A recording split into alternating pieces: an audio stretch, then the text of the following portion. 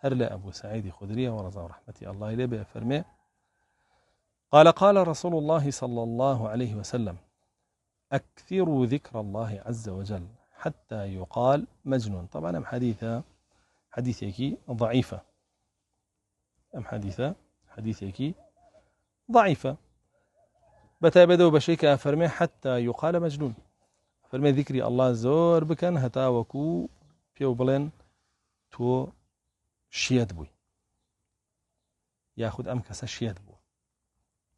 والله حديثك ضعيفة بسندك تري ضعيف يجهاتوا لا هيثمي وطبراني جل ابن عباس ويجرته كفرميتي أكثروا ذكر الله حتى يقول المنافقون إنكم مراؤون. يو ذكري الله زور كان حتى وكو منافق كان ينقال تتان بيكن ولن يوا ريع بازن.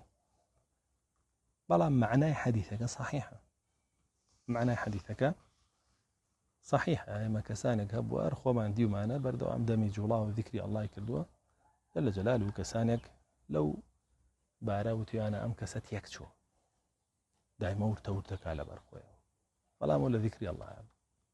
يا كسانك ترهبون ذكري الله يعني بو ترقنكنا ولا هم حالو كارو بارك كاكردو يعني منافقين إيش بيان بغيل بون وتو أنا ولا وانا ريا بازية كان چونك أو بدي عليه مو ذكرك كان أقدر نيك بدي عليه شو نبي لا مالي شو بذكري خوي هركان ويفرمو دكات وين بلين معناكي صحيحة.